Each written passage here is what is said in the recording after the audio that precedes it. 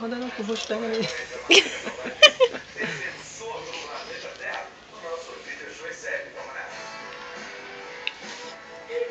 É o peixinho! É o peixinho, é o peixinho!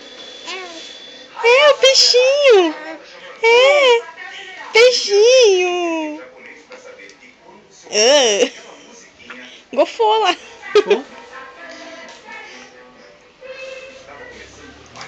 Tem jogador já. É peixinho, peixinho quer leitinho? Eu dou leitinho pro peixinho.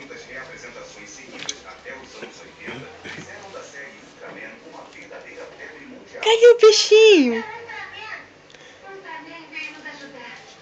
Olha o peixinho! Muito bizarros, muito toscos, assim, eles brigavam em cima de umas maquetes, né, e aí a maquete ficava balançando, assim.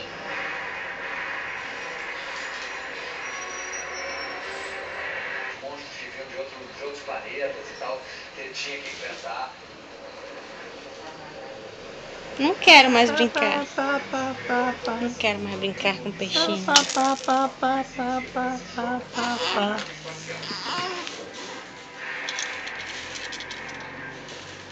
A Yata fica à beira da morte, mas é abduzido pela nave, onde um amigável alienígena decide salvá-lo.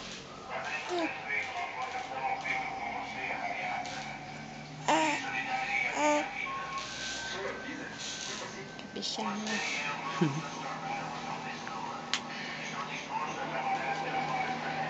Para tamanha missão, o astronauta da tal nebulosa deixa com a Yata uma cápsula que lhe dará superpoderes.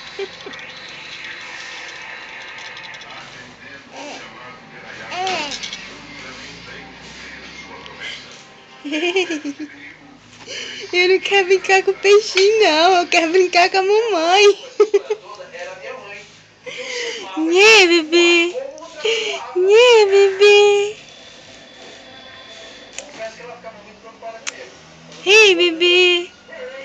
Ei, bebê. É. Quero saber de peixinho, não. Ah, que lindo. Que bebê lindo. Nhê, bebê. Bebê.